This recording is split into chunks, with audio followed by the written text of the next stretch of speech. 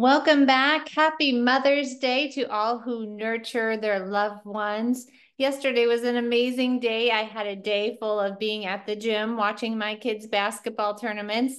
Then we came home and Ron grilled steak and shrimp. I made the black bean salsa recipe from inside the Kelly Counts Macros Clubhouse membership, and it was a hit. As always, I love these recipes because they are clickable and they just shoot right into the app. You don't have to weigh or enter the recipe. It's a huge perk of being inside the Clubhouse membership. There is a recipe every Tuesday, which the Clubhouse does open in June, and we'll start with a free week of challenges and coaching. Today's episode is going to biggie size your results so that when you're going out to eat, whether it be at a restaurant or a stag and drag. Do you know what a stag and drag is? They're big here in Pennsylvania. Or you're just going to grandma's house. How you can use these skills and knowledge that I teach you on today's episode so that you can stick to your macros and your calories while living a normal social life. How you can eliminate the anxiety and the guilt you're used to feeling after a meal out or drinks out or as you're headed out to the meal. How you can become the best social macro tracker out there. We just got back from Mexico, and the older I get, the more depressed I feel coming back. It's so hard to get back into the swing of things.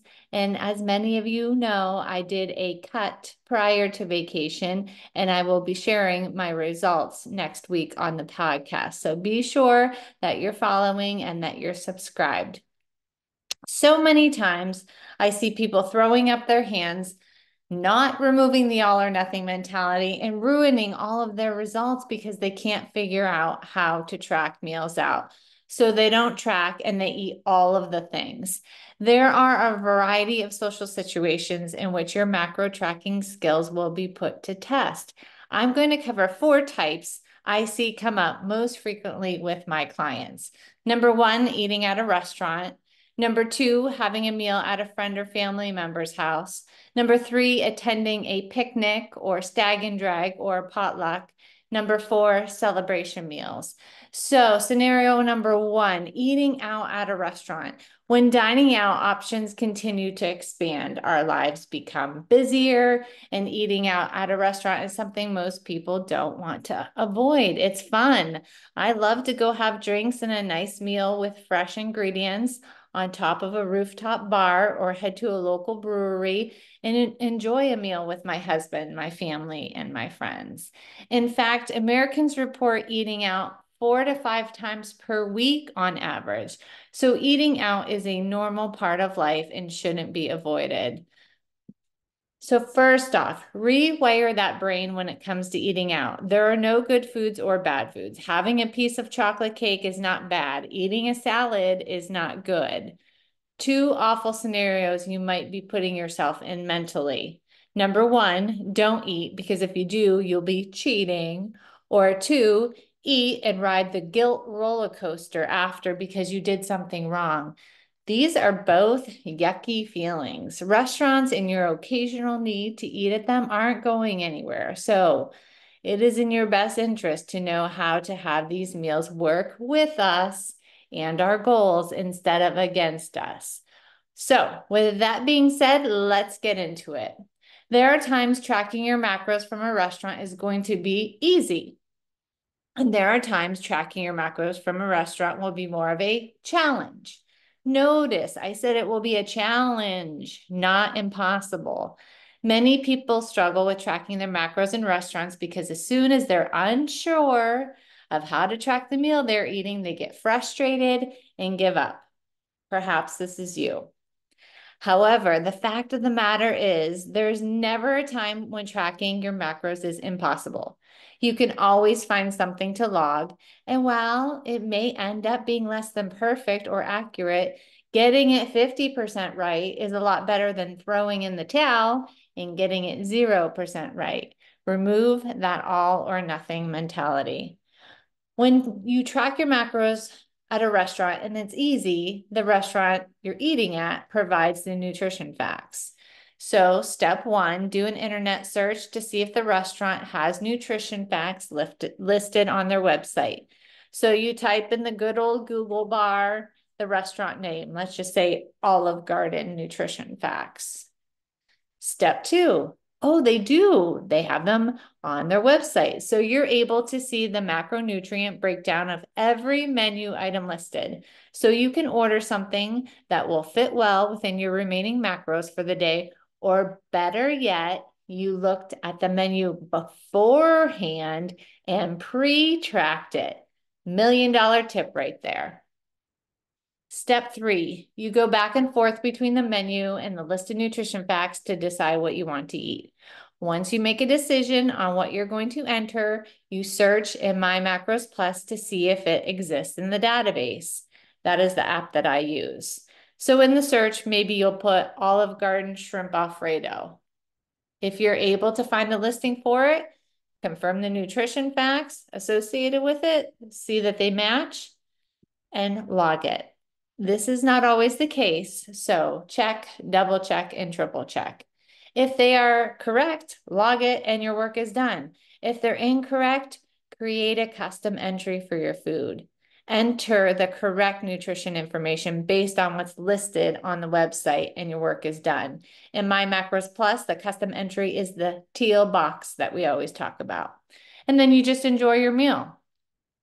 Simple enough. So within a matter of minutes and the click of a few buttons, you're enjoying your meal out with the peace of mind that you are not sabotaging your goals. When tracking your macros at a restaurant is more challenging, the restaurant you're eating at does not provide nutrition facts. You do an internet search to see if the restaurant has nutrition facts listed on their website. So let's just say it's a Mexican restaurant, Los Compadres, and you want to know their nutrition facts. They don't have them online. So the Mexican restaurant you're eating at is a mom and pop kind of place that hardly has a website. So you're confused as to what the macro breakdown of their menu items are and are unsure what is the best thing to order and to fit to your remaining macros for the day. This is where most people get frustrated and say, screw it, and order without their goals in mind. Because if they don't know how to track it, why bother? Might as well go off the rails. The all or nothing mentality creeps in. So step three, repeat step one in the process, but search for a chain restaurant in the same food category and locate their nutrition facts. So let's just say it's a mom and pop burger joint. Internet search Five Guys nutrition facts. Mom and pop Mexican restaurant. Internet search Tex-Mex nutrition facts. Mom and pop Chinese restaurant. Internet search Panda Express nutrition facts. I think you're catching on. So look at the chain restaurant's nutrition facts and pick out a few menu items that would fit well within your macros for the rest of the day. Once you've identified them, see if the mom and pop restaurant where you're eating at has something similar on their menu that you can order. So for instance, Tex-Mex chicken fajitas, you can eat at Los Compadres chicken fajitas. So once you decide what you're going to order, search in My Macros Plus to see if it exists in the database. So you would search Tex-Mex chicken fajitas. If you're able to find a food listing for that food, confirm the nutrition information associated with it, see if it matches. If it's not the case, and you've checked and you double checked and you triple checked, you can do a custom entry. Create a custom entry for the food. Enter the correct nutrition information based on what's listed on the restaurant's website, and your work is done. Enjoy your meal. Next, you will be thinking, but Kelly, the nutrition facts for Tex-Mex's chicken fajitas aren't going to be the same as the nutrition facts for Los Compadres chicken fajitas. It's going to mess up my macros. The truth is, even if the restaurant provides the nutrition facts and you log it exactly as they have them, it's not going to be perfect. Sam is going to make your order of chicken fajitas with an extra piece of chicken than Sally. Sally is going to saute your onions and peppers with a bit more olive oil than Ben. And Ben is going to load your plate with more chicken and oil than both Sam and Sally. So my point is, while each menu item is prepared the same and should have the same nutritional value, chefs are not robots, and each one is going to prepare them in a slightly different manner. You will drive yourself crazy if you stress about this. So here's a rule I tell my clients to help counteract that anxiety. If you take the time and effort to go through the steps I just laid out, as soon as you log your meal, accept it's accurate. Quit thinking about it. Don't doubt it. Put your phone away and enjoy your meal. Remember, we are after sustainability within your plan that keeps you healthy, happy, and sane. With this being the case, embracing the 80-20 principle, meaning 80% of the time you're eating nutrient-dense foods, 20% of the time you're including fun foods. So scenario number 2, meal at a friend's house or family member's house. Let's go over this. So failing to plan is planning to fail. We've all heard that before. It may sound corny, but it's true. Think about the times in your life when you've had the most success accomplishing a goal or a task. You did well on an exam, you crushed your marathon, or you built your house. You likely had a plan in place that ultimately led you to that success. It's no different with tracking macros. You're more likely to hit your macro targets at the end of the day when you go into the day with some sort of structure and plan. This is especially important on days when you have an evening event or a special dinner plan. There's nothing worse than planning on eating something at the end of the day, only to get there and realize that the handful of chips you grabbed at lunch or opting for oatmeal at breakfast instead of eggs has made it so you don't have calories left to allow for it. So let's cover not just how to log a meal at a friend's house, but also how to approach eating the rest of the day to account for it ahead of time. So let's go over an example. It's Sunday night and your coworker Tim texts you, "Hey man, a couple of guys from the office are coming to my place for pizza and wings and to watch Monday Night Football tomorrow. You should come." You respond that you'd love to and ask if you can help with the food in any way because you're a wise macro tracker. So while you do want to help, you really are asking to find out where the pizza and wings will be coming from and what's on the menu so you can log them. He says he's gotten it taken care of. They'll be getting takeout pizza from Domino's. It's time to set off on your planning. Step 1, the football get together is your food focal point the next day. So that's where you start. You do an internet search and find that Domino's has their nutrition facts listed on the website.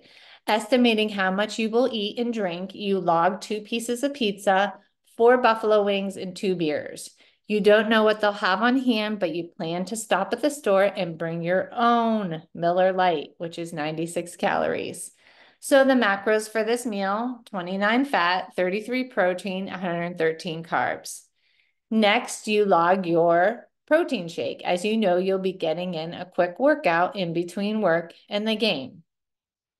Macros for this meal, 1.5 fat, 24 protein, 3 carb.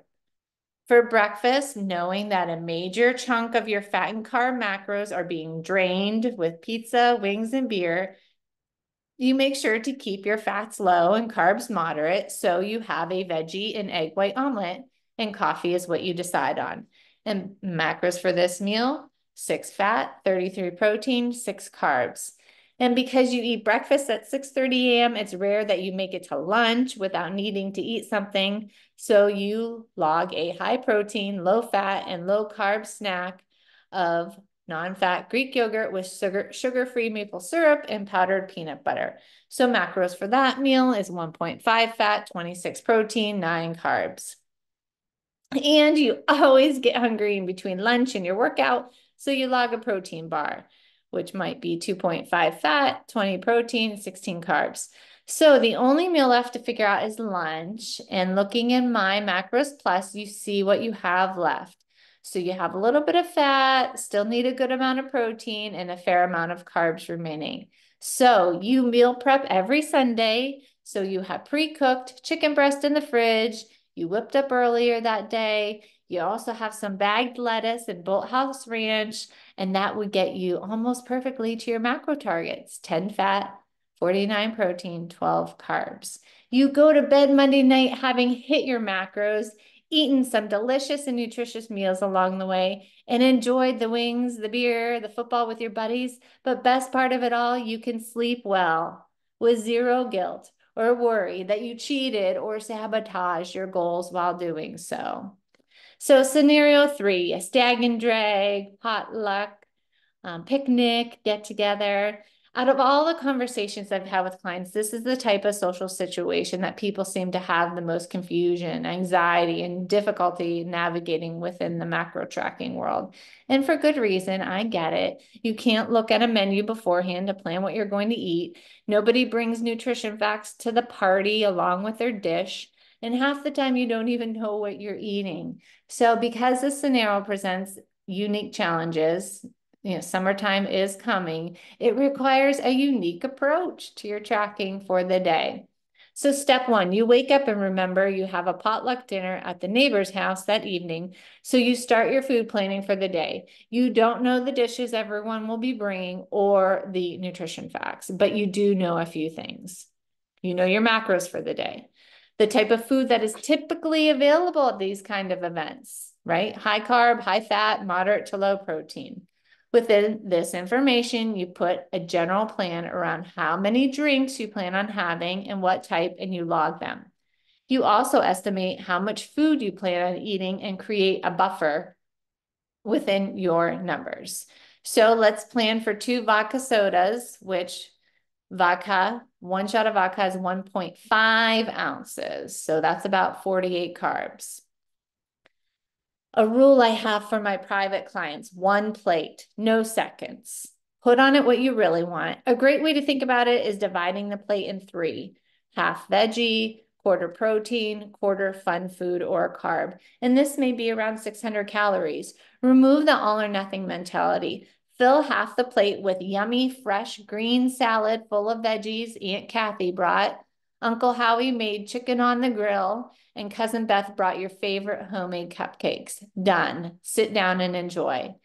Now that you have your potluck event accounted for from a macro perspective, it's time to build out the rest of your day. You start with your protein shake since you have it every day. Inevitably, you're going to need some kind of snack between breakfast and lunch, so you make sure to log that next. You pack 2 single-serving beef jerky packets and a tuna packet.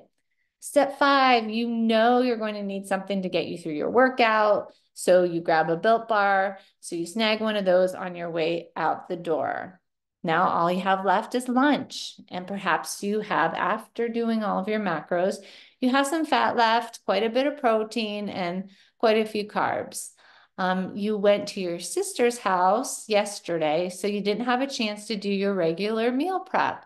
So with this being the case, you decide you'll get Chipotle at lunch and get a burrito bowl. You hop online, you use Chipotle's nutrition calculator, and you custom a bowl that fits to your numbers perfectly. So you look at your My Macros Plus diary, and it shows that you're 1 gram under on the fat and the carbs and 1 gram over on protein, which means you're going to plan to have a perfect macro day. And the best part, because you already have your nutrition mapped out for the entire day, you have the plan in place to follow, and you don't have any guilt or worry that you're cheating on your diet or sabotaging your goals. Last scenario, a celebration meal. It's Friday morning and you get a call from your mama. Don't forget, we have your brother Scotty's graduation this evening, and we're all going out to dinner afterwards. So panic sets in. You love your brother, you want to spend time with him, but you also don't want to stray from hitting your macros, and know a meal out will make that more challenging. Wanting to plan ahead as much as possible, you ask your mom the best question. Great. Do you know what restaurant we're going to? She tells you the name of the Italian restaurant, where dinner will be, and you hang up. While I could cover the best way to account for your dinner that evening and provide you with another full day of eating, I'm not going to. So if you're looking for that direction, go back to scenario 1 and rinse and repeat. Instead, I want you to think about the concept of replacement meals and celebrating meals. Replacement meal, a meal you're eating at a restaurant to replace an otherwise normal meal. You're eating lunch at Chick-fil-A because you didn't have time to pack one before leaving the house to run errands this morning and need food. A celebration meal is a meal you're eating at a restaurant to celebrate a special event, anniversary, graduation, birthday. The reason for the meal is to celebrate people or an occasion. You're eating lunch at Chick-fil-A because you didn't have time to pack one. Because the answer is to going largely determines how to choose the approach for tracking the macros. While it's important to consistently stick to the plan and track your macros to achieve the results you want, I believe that it is equally as important to be able to step away from the numbers for one meal and not freak out. So depending on your goals, the timeline on what you're trying to achieve them, and your consistency with hitting your macros, you can determine how much wiggle room you allow yourself with sticking to the plan. If you're trying to get bikini ready for your vacation in 4 weeks, hitting your macros should be a non-negotiable. Track Jimmy's graduation dinner and stay on point.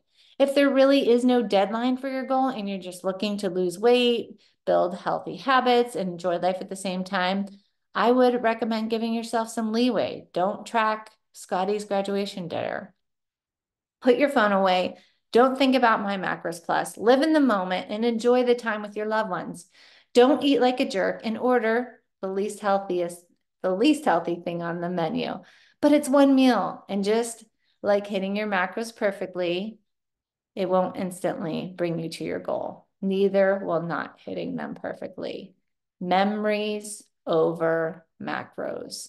Repeat that to yourself. Memories over macros. My Clubhouse membership has crazy results with accountability so that you stop losing and gaining the same 2 to 5 pounds. Only opens once a year in June. In fact, we just celebrated 3 clubmates that lost over 20 pounds. But this launch in June starts with a free week of challenges and coaching, so you don't want to miss out. If you want in on the Clubhouse, click on the link in the show notes to be the first notified when it opens so that you can be the first on the wait list so that we can get you feeling comfortable in your skin as soon as possible and love having your picture taken on the beach this summer.